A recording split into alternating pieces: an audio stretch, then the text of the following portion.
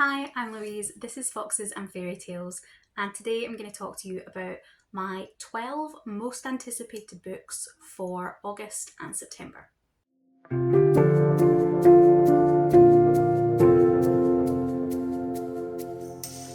So, in August and September, I have 12 books I am really excited to read.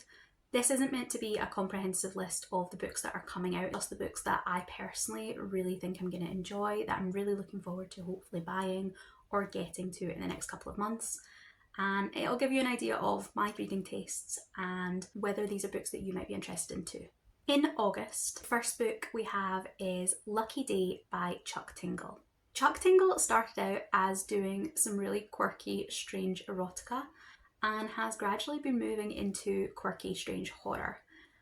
I read his novel Bury Your Gaze a couple of months ago and I thought it was really, really good. It really straddled the line exactly where me as a horror skeptic, horror newbie, but someone who wants to get into more horror, it gave me that perfect kind of line in the sand. There were a couple of moments where I was deeply, deeply uncomfortable, but it wasn't enough to put me off the story itself. So I'm thinking that Chuck Tingle is maybe a really good place for me to just find my footing in the horror world. In this one, we have Vera, who is a survivor of a global catastrophe called the Low Probability Event. And although she survived, she isn't thriving. Once a passionate professor of statistics, she's now struggling to find meaning in anything at all. But when problematic government agent Lane knocks on her door, she's the only one who can help him uncover the connection between deadly spikes of absurdity in an improbably lucky casino. What's happening in Vegas isn't staying there, and the world is at risk of another disaster. So I think this one is going to be really fun. I really loved some of those absurd moments in Bury Your Gaze, the moments that really made me kind of stop and pause and rewind what had just happened in my head. And I think Lucky Day seems like it might go even further that way, which sounds like something that would be really, really good. Next book is Hemlock and Silver by T. Kingfisher. It's going back to her roots in the kind of dark fairy tale retellings. I really loved her takes on Beauty and the Beast, on the Snow Queen, on the Robber Bride, I think she done. This one is a Snow White retelling, and I'm really interested to see how Kingfisher's storytelling has evolved. The synopsis is: Healer Anja regularly drinks poison, not to die, but to save, seeking cures for those everyone else has given up on. But a summons from the king interrupts her quiet, herb-obsessed life. His daughter Snow is dying, and he hopes Anja's unorthodox methods can save her. Aided by a taciturn guard, a narcissistic cat, and a passion for the scientific method, Anja rushes to treat Snow, but nothing seems to work. That is until she finds a secret world hidden inside a magic mirror.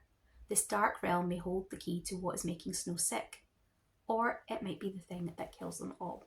It sounds like Kingfisher's really tapping into her personal love of botanics and gardening. We definitely saw that in Bryony and Roses, which was her Beauty and the Beast retelling.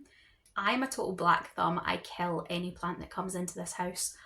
But I loved hearing about gardening through Kingfisher's writing in Bryony and Roses. It was one of my favourite aspects of the book. I think that passion comes through in this, then it'll be a real winner. The last one I have for you in August is The Good Vampire's Guide to Blood and Boyfriends by Jamie D'Amato. This is been pitched as Heartstopper meets Buffy, so the standard there is really high on the comp titles, but it does sound like a lot of fun if it can pull it off. I really don't know anything about this book, I don't know anything about the author, but it does have a really pretty cover, and those comp titles really are all I need to know. But the synopsis does say, it's only natural 19-year-old Brennan's life would be upended by something as ridiculous and unexpected as turning into a vampire. But if there's one thing Brennan can do, it's pretend everything's fine when he's close to losing his mind. Brennan is 19 and just clawed his way back to Sturbridge University after recovering from a suicide attempt, and this is not the new life he was hoping for. Brennan's newly bloodthirsty existence gets way more complicated when Cole, the super cute librarian and everyone's campus crush, stumbles on Brennan drinking from a stolen blood bag. Luckily, Adorable Cole is happy to keep Brennan's secret and even seems to maybe like him. Navigating a new relationship is hard enough without the added struggles of vampire puberty, an eclectic clan of self-proclaimed good vampires, and growing feelings for the one person who makes Brennan feel normal. With swirling rumours of missing students and the rise of strange animal attacks near campus, Brennan must uncover the secrets of the clan and figure out how to balance vampirism and humanity, or risk losing the first real friend he's ever had. Filled with humour and heart, The Good Vampire's Guide to Blood and Boyfriends has a gentle bite. And that does sound like it's going to hit those comp titles really, really well, so I'm all over it. This next one has 2 different expected publication dates, so I don't know if that is a UK and US date or whether it's been pushed back, but at the moment Goodreads is telling me it's September the 2nd. And this one is by Sarah Rash. It is the first in the Magic and Romance series, The Entanglement of Rival Wizards. I absolutely adored The Nightmare Before Christmas, which was the first book in Sarah Rash's fantasy romance duology. That one was based around the concept of the holidays like Christmas and Halloween, St. Patrick's Day, having their own ruling families that embodied those holidays and then how they interacted with each other. I loved The Nightmare Before Christmas and I hated to the point of DNFing Go Luck Yourself. I'm willing to give the author another shot. Will they conjure love or evoke chaos? 2 rival wizards are about to find out. In this we have 2 magical grad students that are going up against each other for the same grant. Sebastian needs the grant to fund the last few months of research for his degree, after which he'll get a job that actually helps people. He isn't about to let anyone snatch this from him, least of all a snob who doesn't even need the money because his family is loaded thanks to war profiteering. But there's something worse than having a conceited academic nemesis steal the grant money from you. You could be forced to work with him. Theo is secretive, broody, and his stunning biceps take up far too much shared lab space.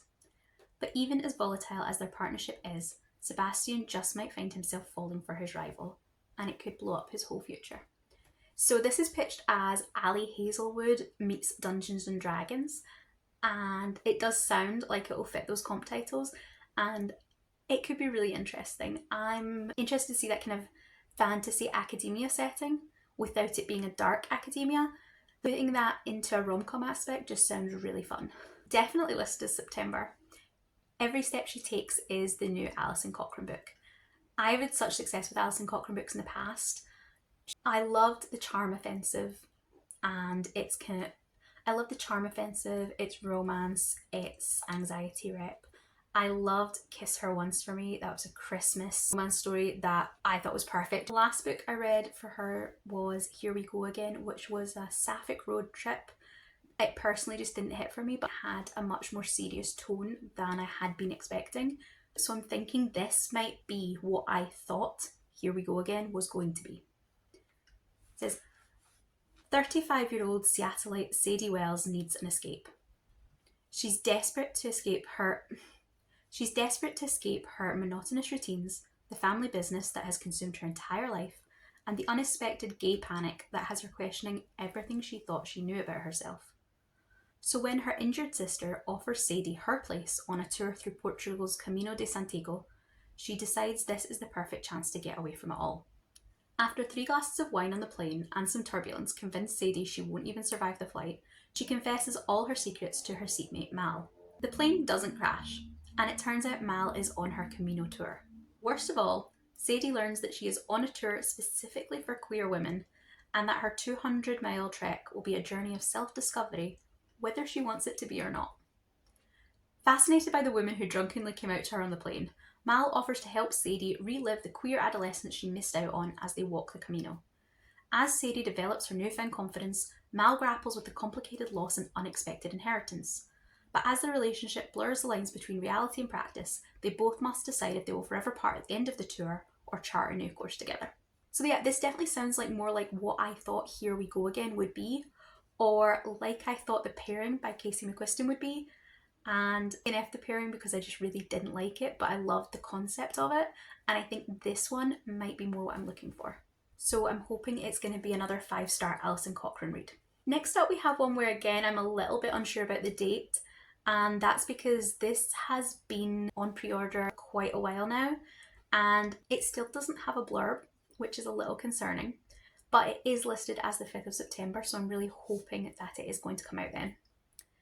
Griffins and Gains by Ashley Bennett is the 4th in the Leviathan Fitness series, and this is a kind of series about monster fucking. The first one was essentially we had our protagonist and she signed up for a gym and by a wolf man, and they got together. And then from there we've done family members of different characters, but all around this Leviathan Fitness. I really loved the Muscles and Monsters, and my favourite was the second, Tentacles and Triathlons, which was a male-male romance. Mantras and Minotaurs was maybe my least favourite. It was book 3 and it was the mother of the protagonists from the first 2 books and her romantic story. It has been quite a while since I read them. They're very short, so if this does come out, I might potentially reread the first 3 just to give this one its fairest chance. And then we're back to another author who I consider an autobi, You Weren't Meant to Be Human by Andrew Joseph White. Andrew Joseph White writes queer horror so well, and I've honestly loved both books I've read from him. I'm very cautious about this one. His previous books have been YA horror, and I don't think that made them any less impactful, any less chilling. Definitely does body horror really well. This is his first adult book, so considering the spirit bears its teeth, there were definitely moments in that where I was deeply uncomfortable. I'm a little anxious about this one, whether that might just push too far, but I do have really high hopes and I do trust the author. This is a story about identity, survival and transformation amidst an alien invasion in rural West Virginia. So the setting sounds really good to me. As someone who isn't in the US, I like to see places that I don't see as often, and I like to get more of a sort of wider picture of the States. Festering masses of worms and flies have taken root in the dark corners across Appalachia. In exchange for unwavering loyalty and fresh corpses, these hives offer a few struggling humans salvation, a fresh start, and it's an offer that none refuse. Crane is grateful. Among his hive's followers, Crane has found a chance to transition, to never speak again, to live a life that won't destroy him. He's even met Levi, a handsome ex-Marine and a brutal killer who treats him like a real man, mostly. But when Levi gets Crane pregnant, and the hive demands the child's birth no matter the cost, Crane's desperation to make it stop will drive the community that saved him into a devastating spiral that can only end in blood. You Weren't Meant to Be Human is a deeply personal horror, a visceral statement about the lives of marginalised people in a hostile world, echoing the works of Stephen Graham Jones and Eric LaRocca. So I'm really looking forward to it. It's one of my most anticipated books in this quarter. It's one of the most anticipated books in this quarter.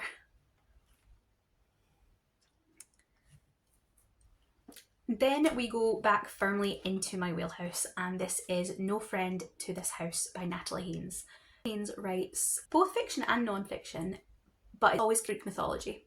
And I really like her take. She doesn't go super dark, she doesn't go super modern, she just writes really solid retellings of the Greek myths, usually with a slightly more feminist lens. I really enjoyed her take on 1,000 Ships, where it was the Trojan War and the aftermath of the Trojan War. She split it amongst all the different female characters that were involved in that saga, and she gave them each their own perspective. It was so interesting to get that macro view, but purely from a female lens.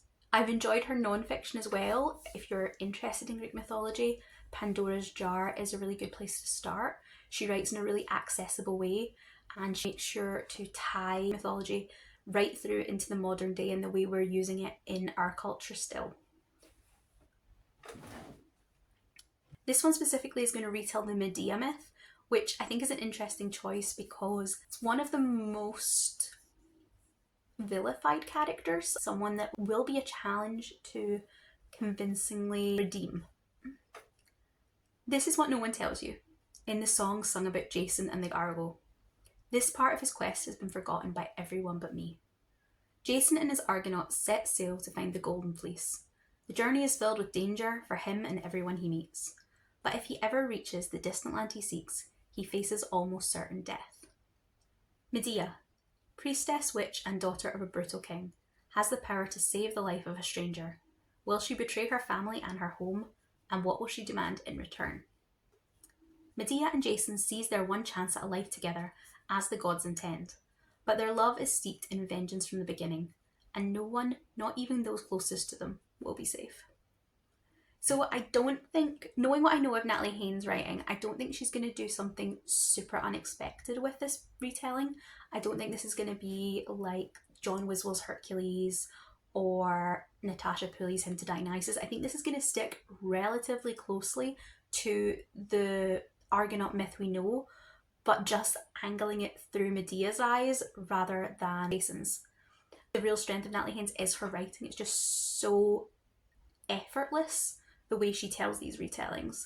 Another book that has great comp titles. The comp titles in this quarter are just really killing it.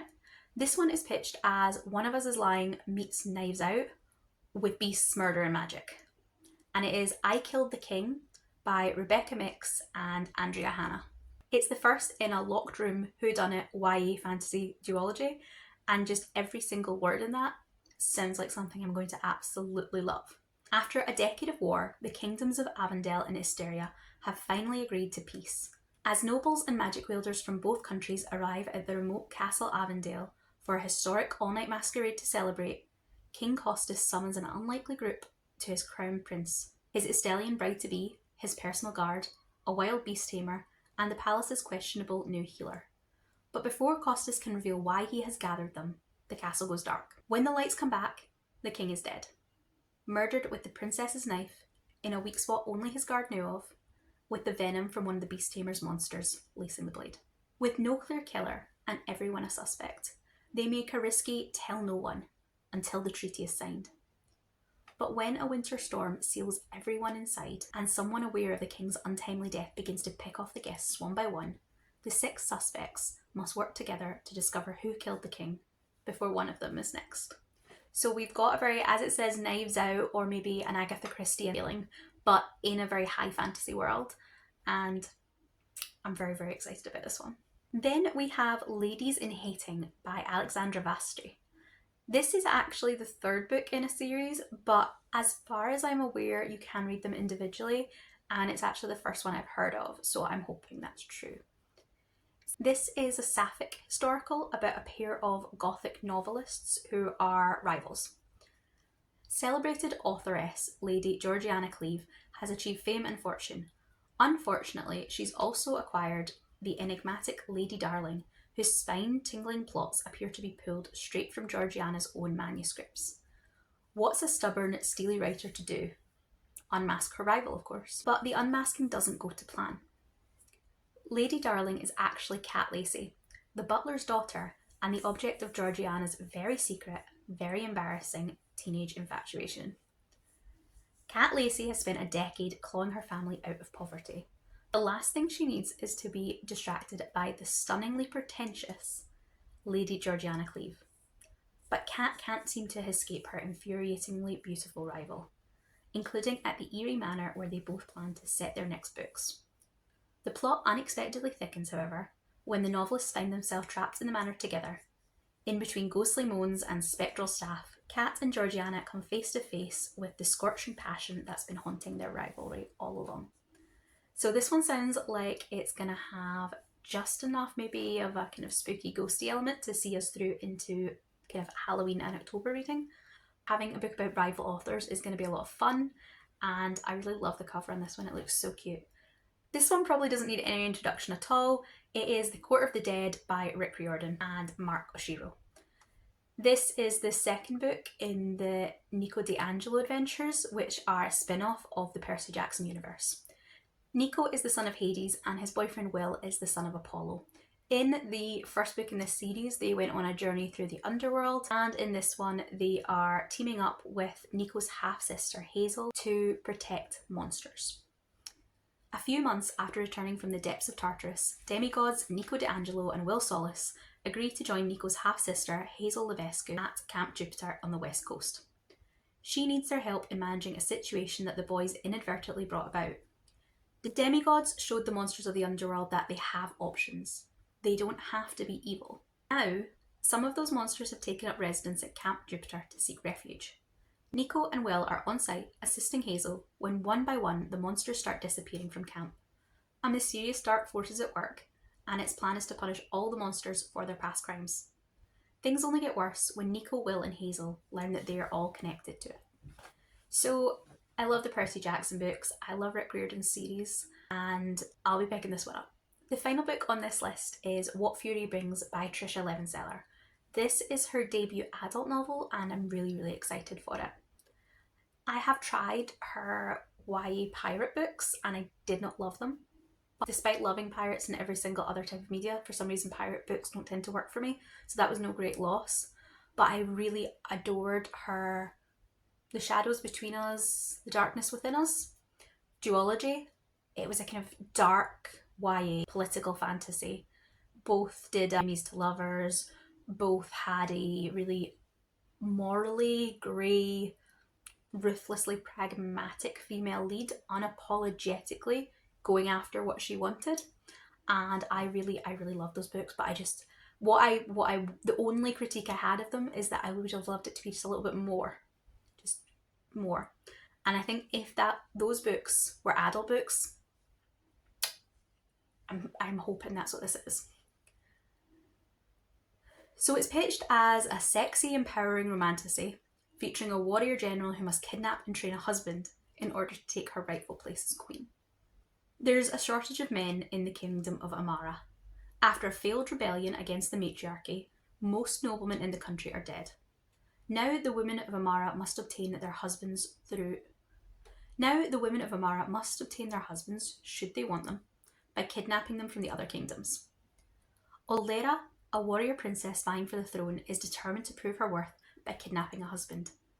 And not just any husband. To outmaneuver her treacherous cousin, she needs the best. Fortunately, the second-born prince of their greatest enemy is widely known for both his looks and his sweet, docile temperament. He's the perfect choice to secure her claim to the throne. Sanos, heir to the kingdom of Brutus, has nothing but contempt for the idea of a society run by women.